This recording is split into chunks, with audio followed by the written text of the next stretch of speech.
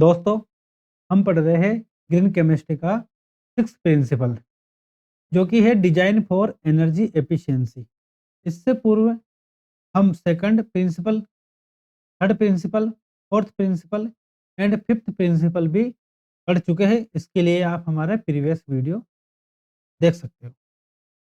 आज के इस वीडियो में हम डिटेल में डिस्कस करेंगे six principle of green chemistry, जो कि है डिजाइन फॉर एनर्जी एफिशिएंसी। देखिए देखिए आज का जो मेन चैलेंज है वो ये है कि सेम आउटपुट को प्राप्त करना है। आउटपुट तो क्या होना चाहिए? Same output. लेकिन उसके लिए जो एनर्जी एफिशिएंसी है वो क्या होनी चाहिए? लो होनी चाहिए। मतलब जो ट्रेडिशनल मेथड चली आ रही है उसमें एनर्जी की जो कंजप्शन है, एनर्जी की जो रिक्वायरमेंट है उसको लो करते हुए आउटपुट को मैक्सिमम प्राप्त करना ही ग्रीन केमिस्ट्री का सिक्स प्रिंसिपल है। देखिए कैसे, तो इसको समझते हैं।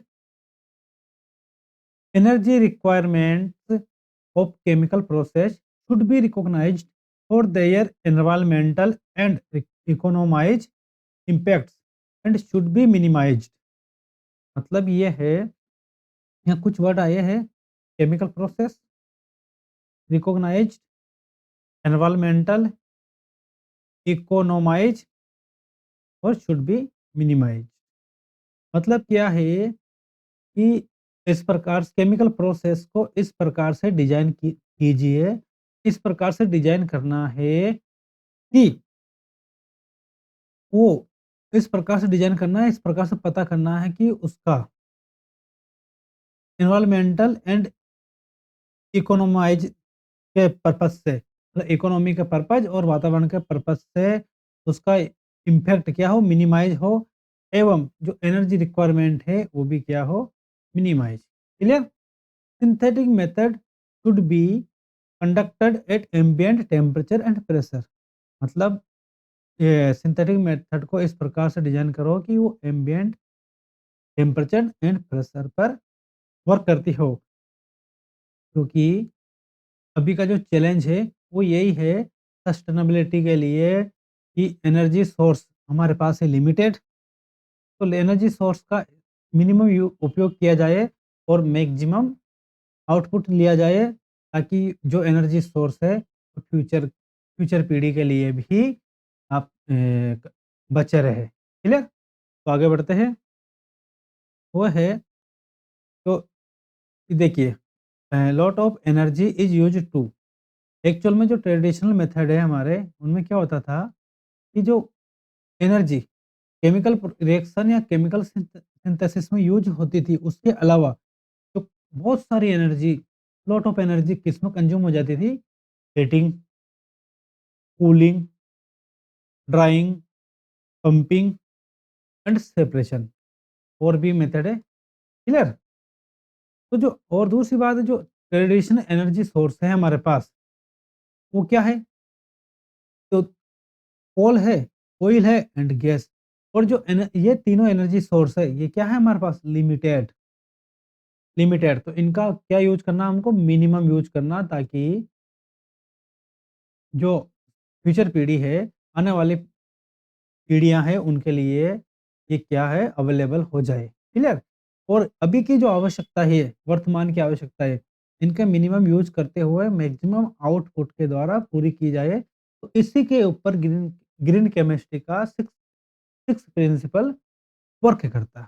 क्लियर? तो ये क्या लिमिटेड है, कॉस्टली है, बहुत महंगे है। दूसरी बात, इनका यूज से देखो, कोल है, कोल का यूज करोगे, ऑयल का यूज करोगे, गैस जनरली एक तो निकलेगी CO2 और अदर गैसेज निकलेगी। तो अदर हार्मफुल गैसेज रिलीज होगी, उससे क्या होगा? पोल्यूशन होगा। दूसरा, CO2 तो निकलेगी ही निकलेगी, उससे क्या प्रॉब्लम आएगी? ग्लोबल वार्मिंग की प्रॉब्लम आएगी। इन सभी को, पोल्यूशन को कम करना है, ग्लोबल वार्मिंग को कम करना है, और ये जो लिमिटेड सोर्स है और कॉस्टली है, इनको किस प्रकार से डिजाइन करना है प्रोसेस को, कि ये कम यूज होए और इजीली अवेलेबल हो जाए। क्लियर? देखिए, तो हमारी नज़र कहाँ पर गई? तो हमारी इस प्रकार से नज़र गई ग्रीन केमिस्ट्री की। देखो ग्रीन केमिस्ट्री का मतलब ही है कि ग्रीन ग्रीन का मतलब ही है कि इस प्रकार से डिज़ाइन किया जाए, कोई हार्मफुल इम्पैक्ट ना हो, मिनिमम एनर्जी यूज़ हो। जो सिक्स प्रिंसिपल है वो यूँ कहता है कि इस प्रकार का सोर्स खोजिए, ऐसे सोर्स का पता कीजिए जो क्या हो, रिन्यूएबल एनर्जी सोर्स, यानी कि उनका बार-बार यूज़ किया जा सके। एनर्जी कंज़र्वेशन, एनर्जी बार-बार यूज़ किन करने वाला सोर्स और एनर्जी को इस प्रकार से डिज़ाइन कीजिए प्रोसेस, ताकि एनर्जी को क्या किया जाए, कंज़र्व किया जाए। और दूसरी बात, एनर्जी एफिशिएंसी, क्लियर? एनर्जी का मिनिमम उपयोग हो। एडिशनल मतलब क्या है कि जैसे कोई रिएक्शन करवा रहे हैं, 10 डिग्री सेंटीग्रेड तापमान देना है, तो एक एग्ज़ैक्ट डायरेक्ट उसी रिएक्शन को मिले, उसके आस-पास से जैसे बीकर है वगैरह आपने कुछ रखा है सोर्स जिसमें आप रिएक्शन परफ़ॉर्म करवा रहे हो, तो वहाँ पर एनर्जी कंज़्यूम ना हो। क्लियर? तो देखिए दूसरा, अब देखिए आगे की जो रिन्यूएबल एनर्जी सोर्स है, वो क्या है हमारे पास? सनरेज़ एंड विंड, बहुत बड़े एनर्जी के रिन्यूएबल सोर्स है। क्लियर?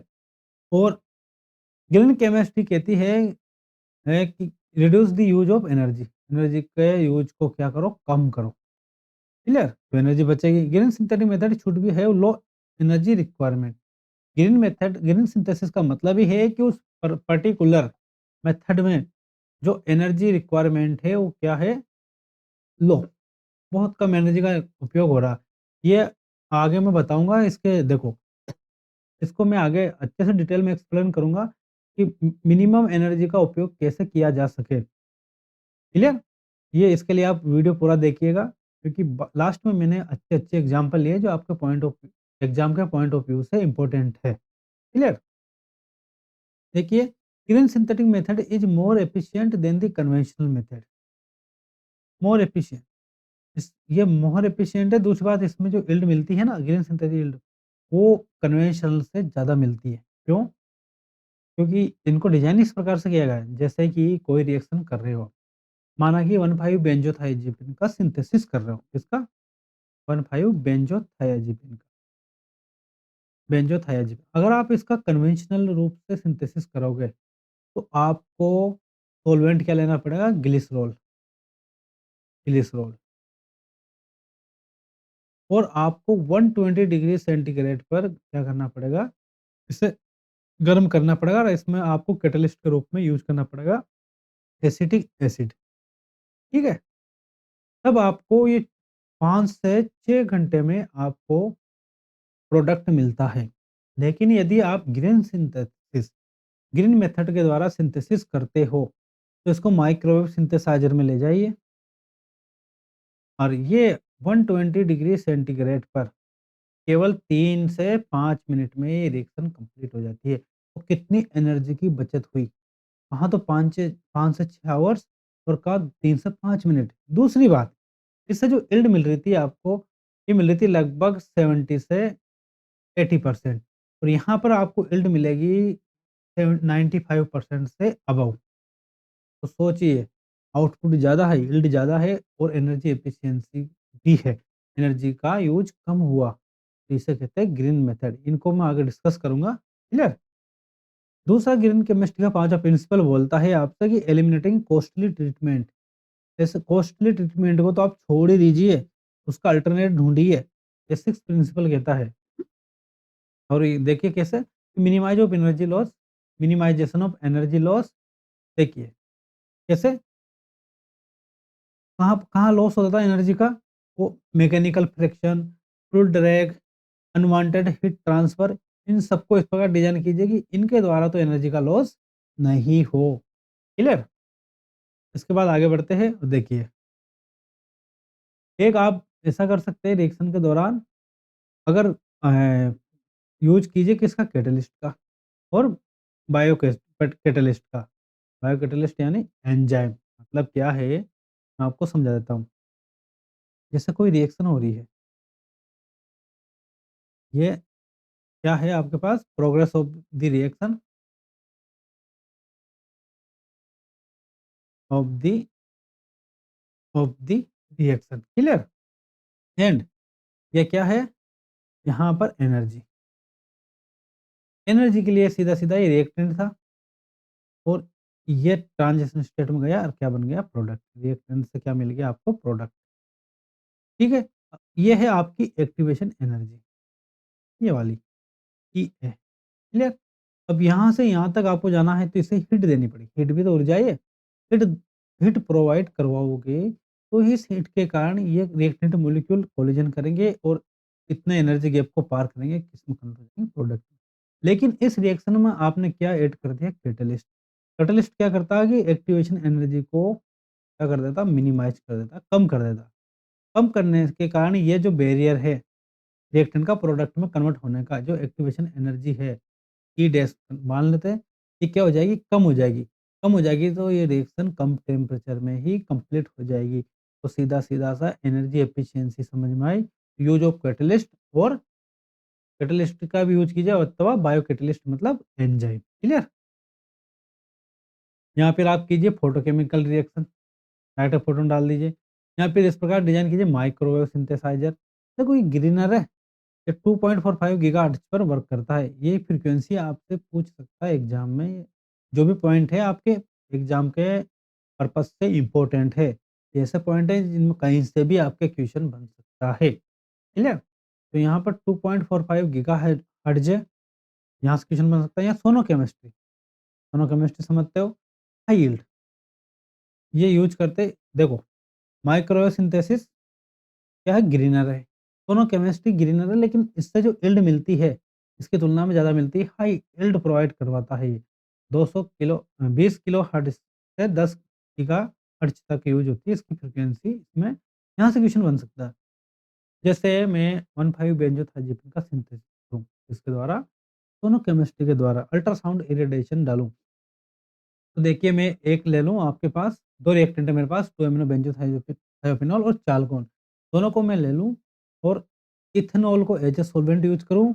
उसमें कुछ कैटलिस्ट आपके मैं ऐड कर दूँ फेरिक अमोनियम नाइट्रेट 10 मोल परसेंट और उसको 60 से 65 डिग्री सेंटीग्रेड पर 30 मिनट तक दोनों अल्ट्रासाउंड इरेडिएशन यानी सोनोकेमिस्ट्री या सोनिकेशन कर दूँ। आपको ग्रेटर देन 95% यील्ड प्राप्त होगी। इस रिएक्शन को मैं आगे वीडियो के एंड में डिस्कस करूँगा। तो दोनों केमिस्ट्री कितनी इम्पोर्टेंस है आप समझ सकते हो। जैसे यील्ड मिली थी 60% के लगभग, दोनों केमिस्ट्री से यील्ड मिल रही है अबव 95%। तो आपके बाद में जो वर्कअप प्रोसीजर है, उनमें बचत होगी, कॉलम में बचत होगी। अगर आप रिक्रिस्टलाइज़ेशन करोगे तो वहाँ पर भी आपके एनर्जी की बचत होगी। क्लियर? देखिए मतलब ग्रीन मेथोडोलॉजीज़ को ही क्या कहते हो आप? Self thermo regulated systems. और यहाँ पर आप यूज़ कीजिए यूज़ ऑफ सोलर पावर, ये सब अल्टरनेट है। यूज़ ऑफ सोलर पावर या फिर देखो ये इम्पोर्टेंट इस पॉइंट पे आजकल बहुत जोर दिया जा रहा है कि जो वेस्ट है आपके पास वेस्ट प्रोडक्ट से भी आप एनर्जी को एक्सट्रैक्ट कीजिए। देखिए आप वेस्ट को भी वेस्ट मत जाने दीजिए। यही ग्रीन केमिस्ट्री कहती है। कितनी बड़ी बात हो गई कि जो वेस्ट था, जैसे वेस्ट पड़ा था उससे भी आप एनर्जी को हो सके तो एक्सट्रैक्ट कीजिए और उस एनर्जी का कोई सदुपयोग कीजिए। Clear? Create product and material in highly efficient manner. मतलब जो प्रोडक्ट है मटेरियल को इस प्रकार से उत्पन्न कीजिए, एक डिजाइन कीजिए कि हाईली एफिशिएंट मैनर का मतलब है उनकी कॉस्ट जितनी हो सके उतनी कम हो और उनके द्वारा बनाने के दौरान पोल्यूशन जितना हो सके उतना कम हो। क्लियर? अब आ जाते हैं माइक्रोवेव इरेडिएशन। अभी बोला था मैंने ग्रीनर है। क्या है ये? Greener. Clear? Reaction with microwave source have been carried out in solid support like clay, silica gel, etc. मतलब क्या है यहाँ तो सॉल्वेंट मिनिमम यूज हो कुछ रिएक्शन तो माइक्रोवेव सिंथेसाइजर में विदाउट सॉल्वेंट ही हो जाती है। एक एग्जांपल लेता हूँ मैं आपको कि आप जो माइक्रोवेव के लिए जो टेस्ट ट्यूब यूज होती है माइक्रोवेव सिंथेसाइजर के लिए उसमें आप ले लीजिए एक reactant A reactant B. Reactant A है मेरे पास 2 एमिनो बेंजो आया फिनॉल। क्लियर? और रिएक्टेंट है मेरे पास बी चालकोन। ये चालकोन भी मैं आगे बताऊँगा आपको चालकोन। आप दोनों दोनों रिएक्टेंट को आपने इसमें ले लिया। अब देखिए आपने इसमें कैटलिस्ट डालना है। वो है जिरकोनियम ऑक्साइड। क्या? जिरकोनियम ऑक्साइड कैटलिस्ट के रूप में यूज़ करना। 1-2 पिंच डाल दिया, ट्यूब बंद किया, इसमें नीडल डाली और इसको आपने 3 से 5 मिनट तक सुनिए माइक्रोवेव सिंथेसाइज़र में इसको आपने घुमा लिया 3 से 5 मिनट के लिए। कोई सॉल्वेंट यूज़ नहीं किया। आपको 5 मिनट में ये लगभग 95 से अबव फ़ील्ड में आपको प्रोडक्ट प्रोवाइड करवाएगा।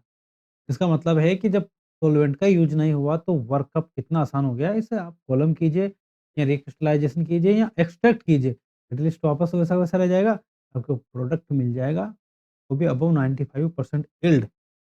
तो सोचिए, या तो आप सॉल्वेंट लेस रिएक्शन कीजिए या फिर आप सॉलिड सपोर्ट के रूप में जैसे क्ले या सिलिका जेल। सॉलिड सपोर्ट का मतलब है कि जो रिएक्टेंट को सरफेस प्रोवाइड करवाती है, ताकि रिएक्टेंट और के मॉलिक्यूल्स को सफिशिएंट टाइम मिल जाए एक दूसरे से इंटरेक्शन करने का और वो किस में कन्वर्ट हो जाए, प्रोडक्ट में कन्वर्ट हो जाए। क्लियर?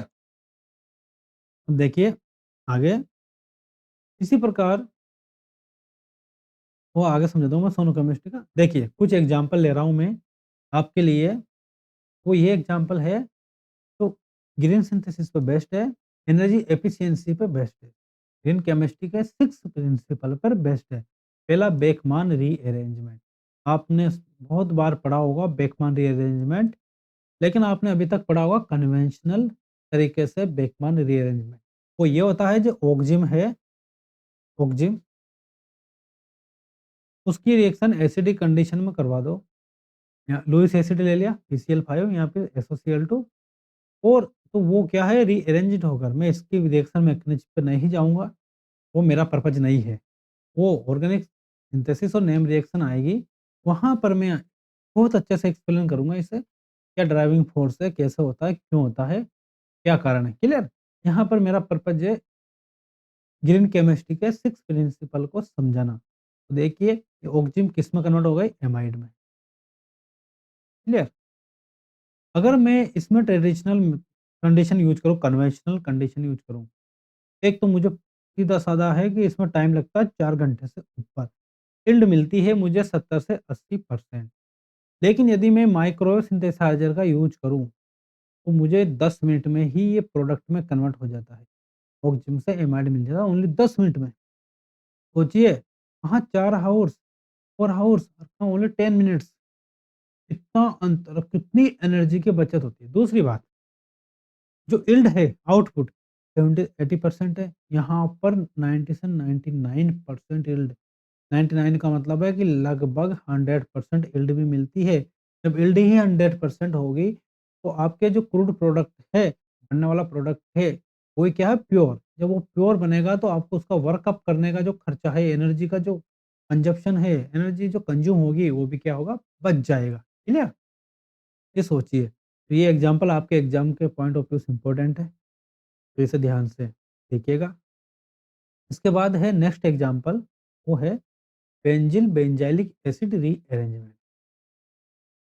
देखिए, जो डाइकीटोन है, KOH और H3O की प्रेज़ेंस में ये बन जाता है अल्फ़ा हाइड्रॉक्सी एसिड। क्लियर?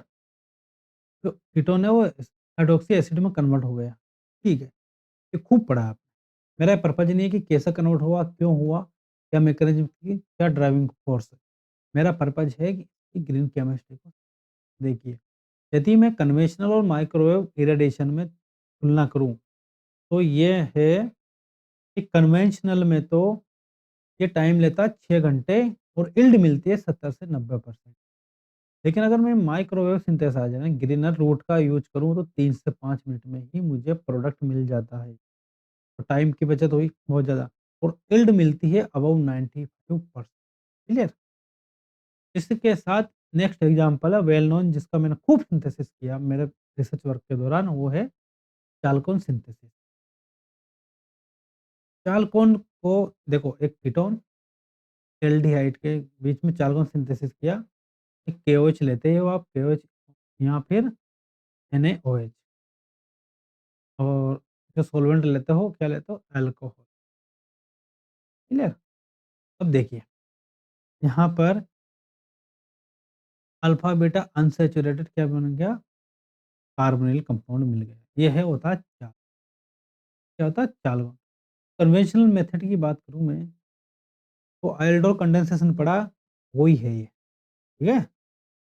तो देखिए क्या है ये? Aldol condensation. अब देखिए, तो कंडीशन है, अगर मैं कन्वेंशनल की बात करूँ, तो टाइम 6 से 8 आवर्स एक्चुअल में जो टाइम लगता है, इसे चालकोन का अगर आपको कन्वेंशनल तरीके से अच्छी खासी यील्ड प्राप्त करनी हो, तो आपको 24 आवर्स के लिए ही रिएक्शन को लगानी पड़ती है। ठीक है? कहने की बात है 6 से 8, और जो यील्ड मिलती है आपको 70 से 90%। लेकिन माइक्रोवेव सिंथेसाइज़र का यूज़ करें तो 5 से 10 मिनट में चालकोन में कन्वर्ट हो जाता है ये, और यील्ड मिलती है आपको ग्रेटर दैन 95%। क्लियर? तो ये यहाँ तक के एग्ज़ाम्पल आपके समझ में आ गए होंगे। एक एग्ज़ाम्पल और है, वो ये है कि मैंने आपको बताया था, देखो 3 जगह मैं तुलना कर देता हूँ आपके, वो ये है कि मुझे करना है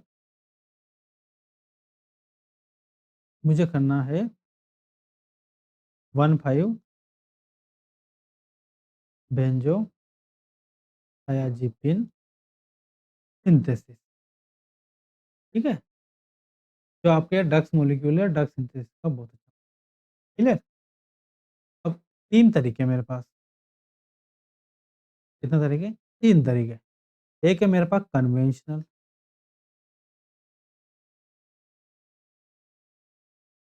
एक है मेरे पास माइक्रोवेव रेडिएशन, एक है सोनिकेशन, ठीक है? 3 मेथड है। कन्वेंशनल में रिएक्शन के लिए जो रिएक्टेंट है, एक तो है हमारे पास 2 एमिनो बेंजो थायामिनोल, ठीक है? प्लस क्या है? चालकोन, तो वेल नोन है। रिएक्टेंट सेम है सब में, इसमें भी ये रिएक्टेंट, इसमें भी ये रिएक्टेंट, इसमें भी ये रिएक्टेंट, बनाना 1,5 बेंजोथाइजीन, चालकोन से ही बनाना, क्लियर? अब देखिए, जो कन्वेंशनल है, उस मेथड में क्या होता है कि आपको रिएक्शन रिफ्लक्स करना रहता है, रिफ्लक्स करते हैं आप, अगर आपने ग्लिसरॉल सॉल्वेंट लिया, क्या लिया? सॉल्वेंट, तो कैटलिस्ट लिया आपने एसिटिक एसिड, तो आपको रिफ्लक्स करना पड़ेगा 5 से 6 घंटे तक 120 डिग्री सेंटीग्रेड, क्लियर? तब भी आपको यील्ड मिलेगी 60 से 70%। लेकिन आपने माइक्रोवेव सिंथेसाइज़र का यूज़ किया, तो टेम्परेचर तो वही है 120 डिग्री सेंटीग्रेड, लेकिन आपके यूज़ हो जाए, जो फ़ायदा होगा वो ये होगा कि 3 से 5 मिनट में रिएक्शन कंप्लीट हो जाएगी। एनर्जी एफिशिएंसी हुई, यील्ड मिलेगी 80 से 85। लेकिन आपने सोनिकेशन किया, सोनिकेशन में रिएक्टेंट वही है, लेकिन यहाँ पर कैटलिस्ट यूज़ करते हो 10%, 10% 10% मोल, 10% मोल CAN, ferric ammonium nitrate. Reaction को लगा आप यूज़ करते हो, सॉल्वेंट है यहाँ पर इथेनॉल C2H5OH, और रिएक्शन को आप कितने टाइम के लिए? 60 से 62 डिग्री सेंटीग्रेड पर 30 मिनट तक लगाते हो। आपको अच्छी खासी यील्ड मिलती है, टेम्परेचर कम है, 30 मिनट है, चलो, लेकिन यील्ड मिलती है आपको अबव 95%, क्लियर? तो कन्वेंशनल, और ये 2 ग्रीनर है, 2 ग्रीनर में एक माइक्रोवेव इरेडिएशन और सोनिकेशन, दोनों में भी मैंने आपसे तुलना कर दी है। इसी के साथ आशा करता हूँ कि आपके जो 6 प्रिंसिपल है ग्रीन केमिस्ट्री का, वो अच्छे से क्लियर हो गया होगा। तो अगर आपको मेरा वीडियो अच्छा लगे तो इसे शेयर कीजिए, लाइक कीजिए, सब्सक्राइब कीजिए ताकि ये ज़रूरतमंद लोगों तक पहुँच पाए। इसके साथ धन्यवाद।